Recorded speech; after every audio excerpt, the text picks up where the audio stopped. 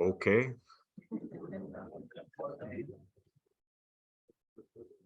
I know. Fine with me. Yeah. I did give permission for that. So first of all, let me say I'm honored to be here today, to be invited to be part of your community and deliver a monthly message. And I have in the last month or so come to begin to appreciate how much work has gone into keeping this system and this organization moving along. I know how much work it takes. So thank you for all of you who put so much time and effort into keeping this group going. Second, let me say I have been told many times in my 35-year career as being a Lutheran pastor that I really should have been a Unitarian all along. And I always take that as a compliment, but I also took it as a challenge to be able to explain and understand first for myself and then explain how it is that one can be a Lutheran clergy and a Unitarian at the same time. And I don't know how many people I convinced along the way, but I convinced myself. So that's all that really matters. But since this is my first time here with you leading worship, I thought it would be appropriate to give you an insight into how I have learned to approach seeking and discovering what I would call religious truth. What is true for me? And then ask, how is that true? How is whatever is true for you, true for you? How did it become that way? So a story about a story. A big influence in my life, and this is why I picked the songs that I picked this morning, especially. See, I grew up in eastern South Dakota, and I lived in the Black Hills for many years as well. One of the big influences in my life was Lakota holy man Black Elk, who some of you may know through the book Black Elk Speaks, as told through John Neihart. Black Elk was a young boy on the Custer battlefield, and then lived many years struggling to understand the truth of that event, what happened and why it happened. But a lighter story about Black Elk is that he was once telling a story to a group of people, and my imagination tells me that it was around a fire at night. And like many stories we tell, they are often true with an uppercase T. Stories we tell are true for us, despite what may or may not have actually happened, not based on fact, like the stories of creation that many religions, that every religion, it seems, has a creation story, and they are not the same, but they are true for that group of people. The truth or meaning, in simple terms, is not based on facticity, all right? So when Black Elk was done, a child asked him, and you can supply your own tone here, "Is that true?" And Black Elk's response was, "Is it true for you? Then it's true." We all have stories of meaning for our lives, and sometimes we tell stories over and over again and still don't know exactly what they mean, the truth of that. And I have one of those stories, and I know it's really important, but I still don't really know what it means. Or I could say the meaning changes depending upon where I am in my life.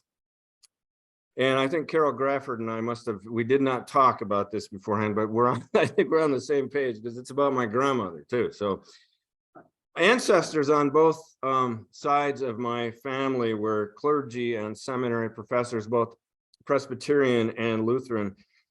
My great-grandfather on my mother's side, whose name was Christian Findall, was a Lutheran clergy in South Dakota.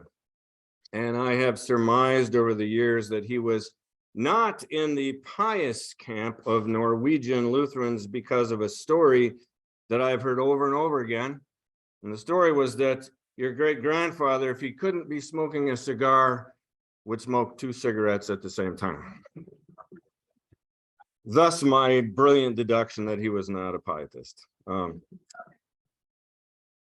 Pastor Findall had 2 daughters. My grandmother, Martha, whom I was very close to when I was growing up, and my great aunt Edna, my grandmother's sister, that I did not meet until I was in my last year of seminary in Saskatoon, Saskatchewan in 1989. I had heard of Edna, but I didn't know who she was. So part of my story is a confession. I never felt called to be a pastor. I studied religion at St. Olaf College because I couldn't not study religion at St. Olaf College. I just loved it. That's why I went there. And I wanted to do nothing else when I was there but study religion. And hopefully then maybe one day teach. I didn't really know. That hadn't really been formed in my mind at that point. But I just had to, I had a passion to study theology. So I quickly found out, as married with 2 young children, that getting a PhD in theology and a job to go with it was going to be a really hard thing to do. So decided rather than to pursue that living in Canada near our cabin in the wilds of the Yukon was the best thing to do. And being a pastor would somehow help that happen. It's kind of convoluted logic, I know, okay?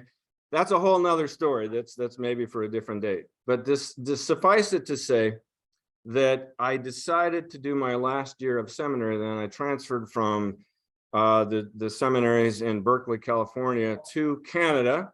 They did my internship up in British Columbia. They handled that for me. Then I transferred over to Saskatoon, Saskatchewan to help facilitate then this future stay in Canada and move to Canada.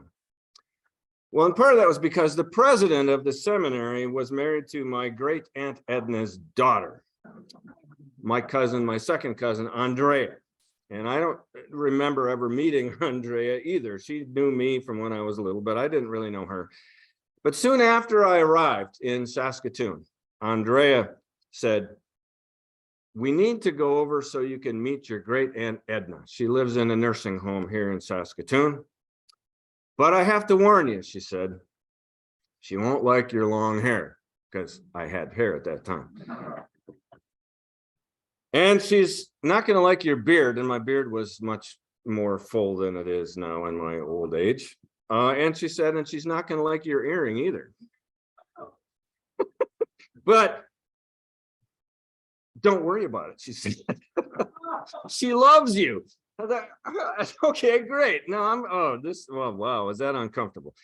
So I was having all kinds of existential angst anyway, because I wasn't sure about doing this pastor thing, because that's what usually happens when you go to seminary to get an MDiv, is you're ordained after that. And I wasn't sure about that. I didn't know how I was going to do this pastor thing and still be me. So Andrea then took me to meet my great aunt Edna, and she looked at me from under this well-formed silver wig through these glasses that were about as thick as Coke bottles, you know, and she sat there and she looked at me and she told me, "I don't like your hair and your beard and your earring, but I always knew you were going to be a pastor," she said. Where did that come from? I had never met this woman. And she said, as if this would make an explanation good enough, she said, "Your grandma and I used to talk about you a lot." Well, that's part of my story that I do not still fully understand. Is it true factually? Well, I think it is. And it's kind of become a myth for me, but it's true because my great aunt Edna told me this. And if she told me that about my grandma, then I'm certainly not going to take it as anything but true for me. So 35 years into this gig, I still don't quite get how that all makes sense, because I don't believe it is the nature of God to manipulate us or to steer us in certain directions, but here I am. 35 years later, I'm still a pastor. If my grandma and my great aunt Edna confirmed it, then I have to figure out how it is true for me and how it's not. The events that become stories in our lives change us by changing our direction and by guiding us, perhaps. They present truths to us that either become true as we live them out, or we decide to not allow them to be true if we're conscious about them. When we are faced with one of these truths, we are challenged to deal with it. So another story. One of the things that I loved about being at St. Olaf College was attending daily chapel. It was one of those times in my life when I was able to be away from home and be honestly who I thought I was, and be comfortable with it, or learn to be comfortable with it. And going to chapel was one of those experiences. Well, one chapel speaker that we had was Ojibwa elder and author and spiritual leader Eddie Benton Benet, who some of you may be familiar with. He's from Hayward, Wisconsin. And I was fortunate about 10 years ago to host Eddie here at the Rosé Center and in various classes that I was teaching at the time at Michigan Tech. In 1976, when I was in college, it was a time that I was really struggling to understand this Christian movement that was happening, how many Christians were saying very, very forcefully, there's one way to Jesus, one way to heaven, and it's through Jesus. Jesus is the only way. And so here was Eddie Benton Benet in the bastion of this Lutheran theological college of learning. Eddie Benton Benet said something in chapel that day that completely spun me around, and I've never forgotten it. He said, "There are many paths to the high places."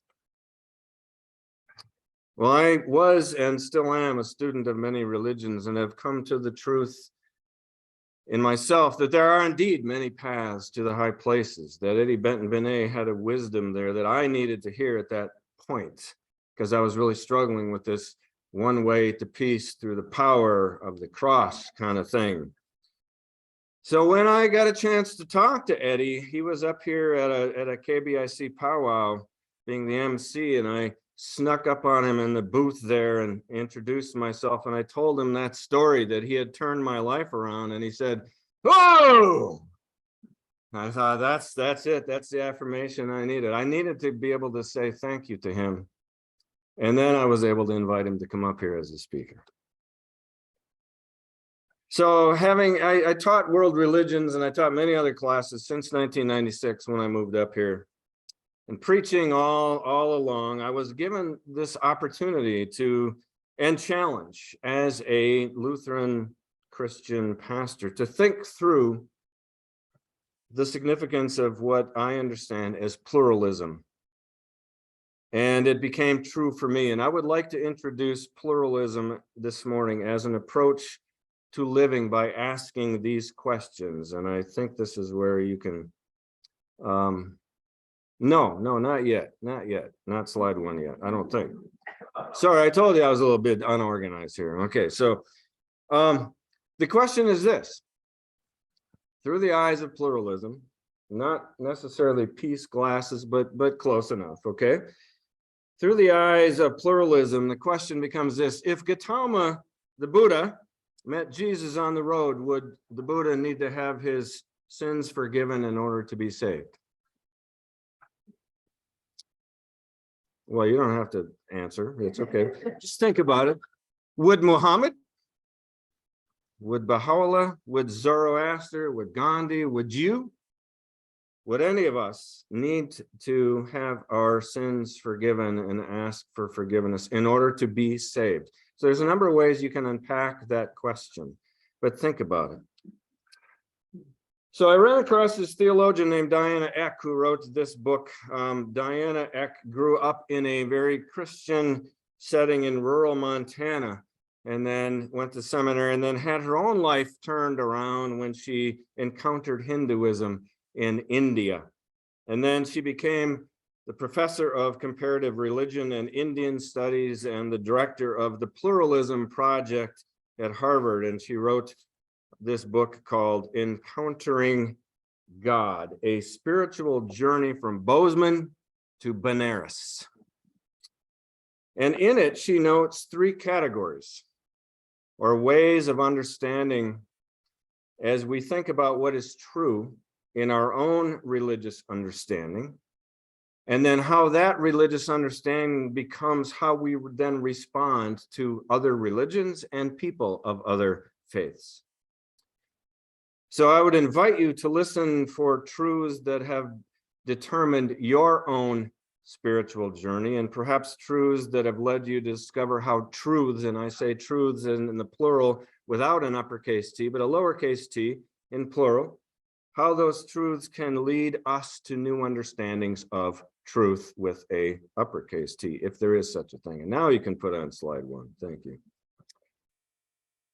So, and Diana Eck outlines these 3 categories as a pair of glasses, so to speak, for us to look through, and to perhaps find yourself or people that you know in these 3 categories. The first one is exclusivism, which means that our own community, our own tradition, our own understanding of reality, our encounter with God as we understand God, is the one and only truth, and it excludes everybody else.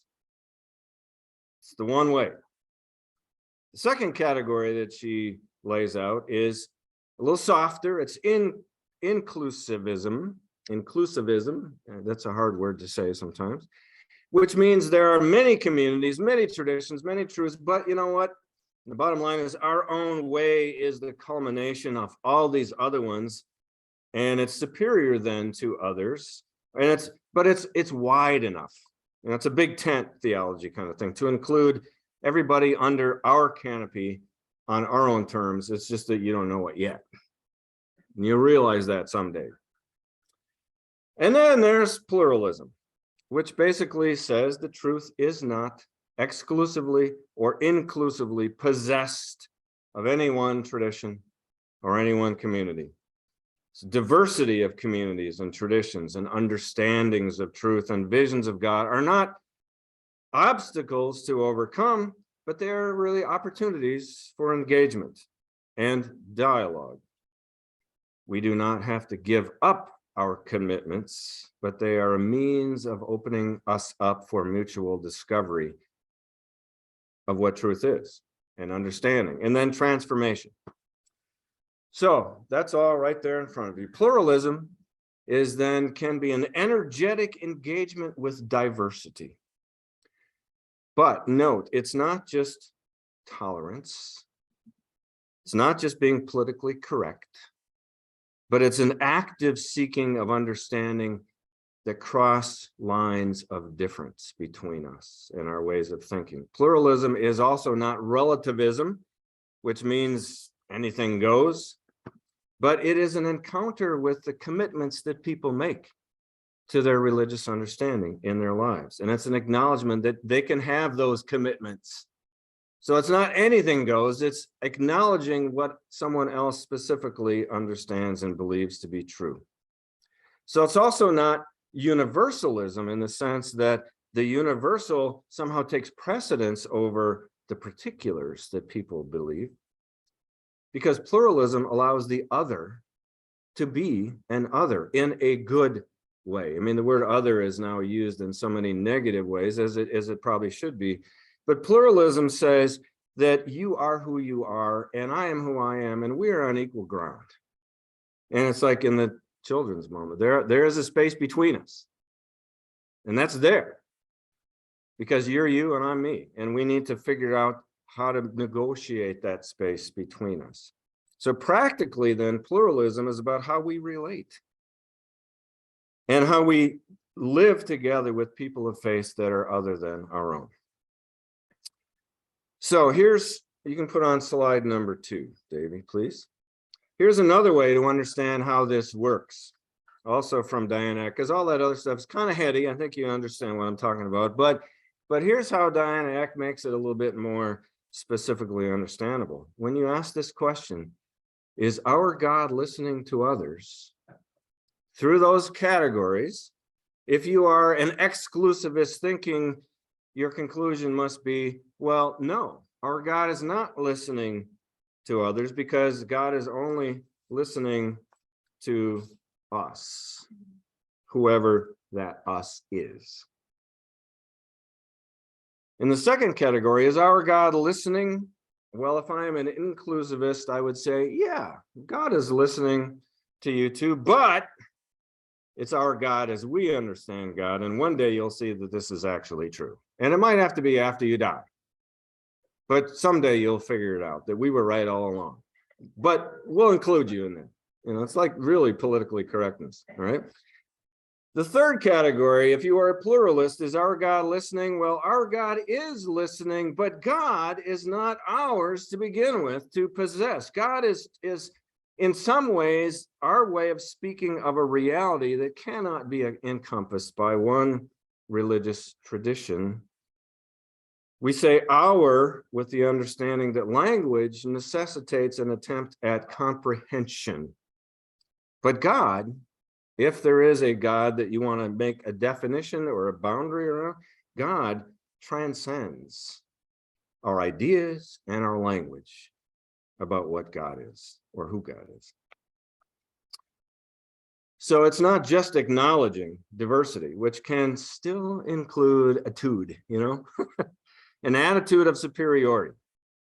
Because at heart, I think, and this is unfortunate, most of us are conditioned, we are educated, and we are even colonized into a monotheistic, exclusive, and inclusive understanding as we grow up, unless we intentionally don't do that to people. But that's how our world works. Pluralism is about seeking to understand people on their own terms and understanding ourselves and how we got to where we got. So I got to still struggle with my great Aunt Edda and my grandma. We got to do that work. Pluralism acknowledges, as Eddie Benton-Benet suggests, there are many paths to the high places. And practically speaking, relationship is the priority. The priority is not getting someone to see it your way. So if Diana Eck, as she says, if God transcends our idea of God, then we can give our hearts to a creed.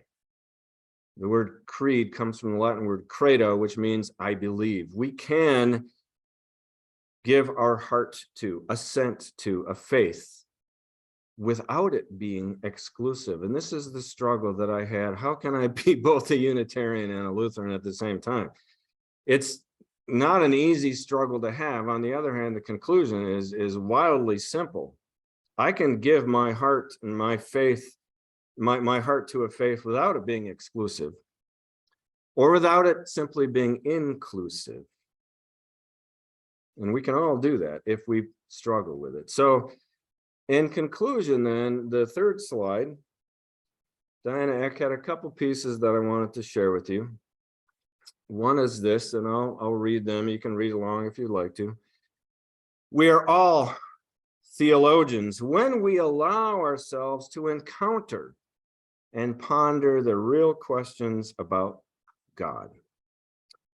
Theological thinking, then, is the task of bringing to the surface and examining the ideas of ultimacy and reality that we already employ and in terms of which we live our lives. And then being a scholar of the history of religious dialogue, she found this passage from 1893 from the World's Parliament of Religions. There was something going on back in 1893 that we could probably benefit a lot from today. Each must see God with the eyes of their own soul. Each must behold God through the colored glasses of their own nature. Each one must receive God according to their own capacity of reception. The fraternal union of the religions of the world will come when each seeks truly to know how God has been revealed in the other. So the question to ponder that I've been pondering for many, many years is, what is true for you? And how did it become true? Thank you.